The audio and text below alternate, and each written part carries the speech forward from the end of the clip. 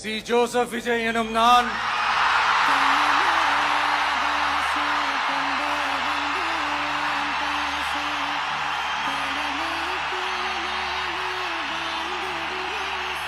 சட்டப்படி அமைக்கப்பெற்ற